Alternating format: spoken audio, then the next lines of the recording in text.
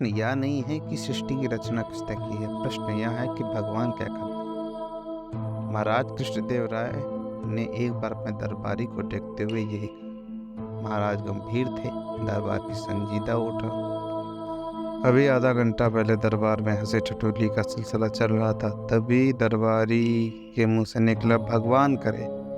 यह बात उसने दूसरे दरबारी को व्यंग करते हुए सुना था। महाराज के कानों में जब विश्व बुझी कामना भगवान करे के रूप में पहुंची तो उन्हें बहुत बुरा लगा। तो उन्होंने दरबारी से कहा, भगवान करे कहा था।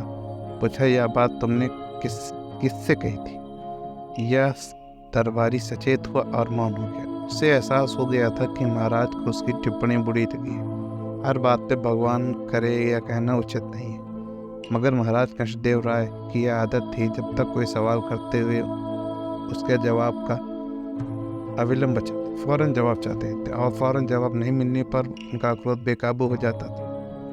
उस दरबारी को खामोश देखकर उन्होंने उसे डरते हुए कहा, तुमने बताया नहीं यह बात तुमने किससे कही थी? तभी दरबारी ने अपने पास बैठे दरबारी की ओर उंगली करते हुए कहा, इनसे कही थी। महाराज ने उस दरबारी से पूछा, तुमने इससे कुछ कहा था? क्या कहा था?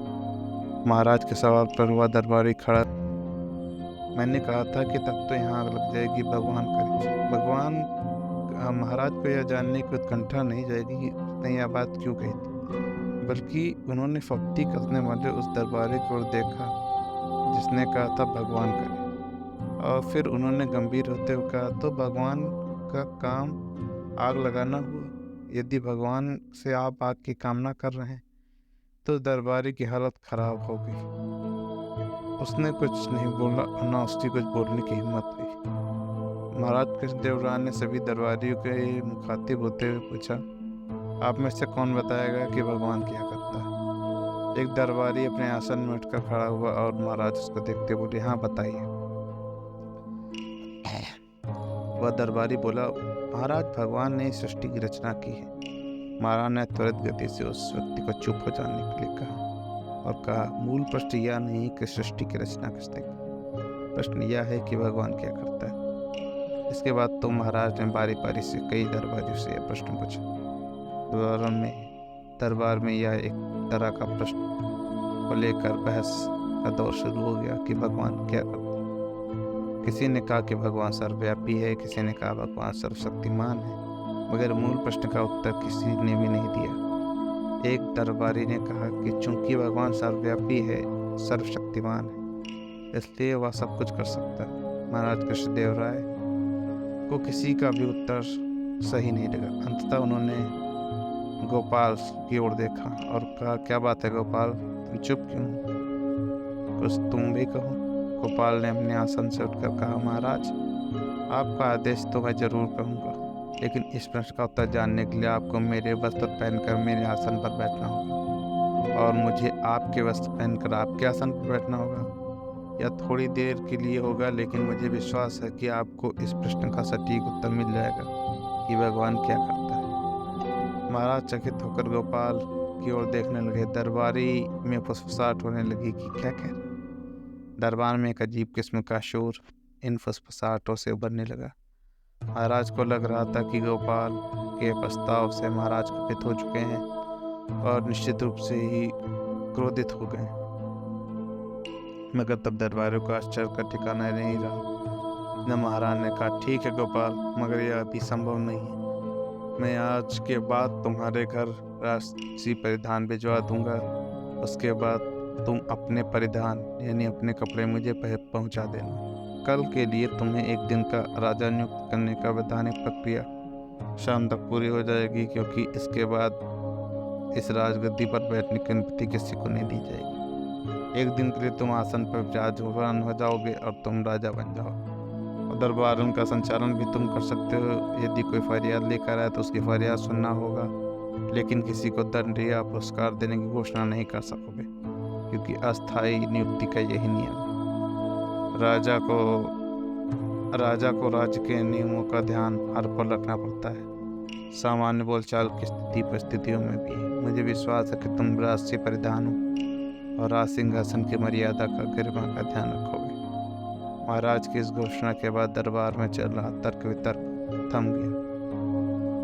क्वेश्चन था भगवान क्या करता, और सामान्य दिनों की तरह यह दरबार में भी कार्रवाई चलने लगी। सब लोग इसका जवाब जानना चाहते थे। शाम का दरबार दूसरे दिन के लिए स्थगित हो गया और गोपाल अपने घर चला गया। वहाँ राजा ने उसको अपने कपड़े भिजवा दिए थे और गोपाल ने अपने कपड़े राजा को भिजवा दिए थे। गोपाल देर रात तक चहलकदमी करता रहा, तब तक कि जब तक वह थक कर चूर न हो गया। गोपाल का मन बेचैन था। भोजन करने के बाद सोने के लिए जब वह बिस्तर पर गया तो काफी देर तक करवटें बदलता रहा। उसके मस्तिष्क में बार बार राजा के शब्द आ रहे थे। मुझे विश्वास है कि तुम राजा के कपड़ों और राजा के सिंहासन की मर्यादा के ध्यान रखोगे। यह प्रश्न हमेशा गोपाल के दिमाग में था। आने वाले कल के बारे में तरह तरह की उसे कल्पनाएं आ रही थी। दूसरे दिन जब वो जगा तो उसका मन अलसाया हुआ था। बिस्तर में ही पड़ा रहा। थोड़ी देर में जब उसको याद आया क्या तो दरबार में उसका विशेष दिन है, तो वह तत्काल बिस्तर से छलांग लगाई और तैयार होकर भोजन करने के बाद वह दरबार पहुंचा। एक सामान्य अनुष्ठान और संकल्प दिलाकर राजपुरोहित ने गोपाल को राज सिंहासन पर बैठाया और राजा के लिबास में गोपाल का व्यक्तित्व ही बदल गया। महाराजा कृष्णदेव राय जब दरबार में आए तो उनका किसी को ध्यान नहीं दिया, क्योंकि वो उस समय साधारण कपड़े पहने हुए। सच है, वस्त्र का भी अपना प्रभाव होता है। जब महाराज कृष्णदेव राय दरबार में गोपाल के आसन पर बैठे तब कोई लोग उनको पहचान नहीं पाए। राज सिंहासन पर बैठे गोपाल ने महाराज की तरफ देखा और आदतन आसन से उठकर अभिवादन करने ही जा रहा था, तभी इसके कानों में महाराज के कल के शब्द गूंजे कि मुझे विश्वास है कि तुम राजा के सिंहासन और राजा की पद की गरिमा और मर्यादा बनाए रखोगे। इस स्मरण मात्र से गोपाल अपने सिंहासन पर बैठा रहा और उसके चेहरे में भी राजा का एक दर्प, एक घमंड आ गया। महाराजा कृष्णदेव राय उसके बैठने के ढंग के मन में सराहना करने लगे। गोपाल ने दरबार की तत्कालिक कार्रवाई को एक दिन के लिए स्थगित करने की घोषणा की और कहा, आज एक ऐतिहासिक दिन है। आज यह दरबार में हम सभी एक ईश्वर की लीला देख रहे हैं, जिसका खुलासा थोड़ी देर में हो जाएगा कि जब कल से लंबित प्रश्न के उत्तर से आप सभी सहमत और संतुष्ट हो जाएंगे। यदि ऐसा होता तो मैं भी कृष्णदेव राजा की हैसियत के दरबार में उपस्थित सभी सज्जनों के साथ दोपहर में भोजन करना पसंद करूंगा। महामंत्री मेरी यह इच्छा का अनुपालन के लिए यथाशीघ्र जुट जाए। महाराज कृष्णदेव राय ने चौंककर गोपाल की तरफ देखा, मगर उनका चेहरा निर्विकार द्रव से चमक। सभी दरबारी विस्मित थे। महाराज वे महामंत्री कर्तव्य मूढ़ थे। महाराज कृष्णदेव राय ने गोपाल के आसन पर बैठे थे, एक समान दरबारी की तरह। महाराज, कल के प्रश्न का विचार आरंभ होना चाहिए कि भगवान क्या।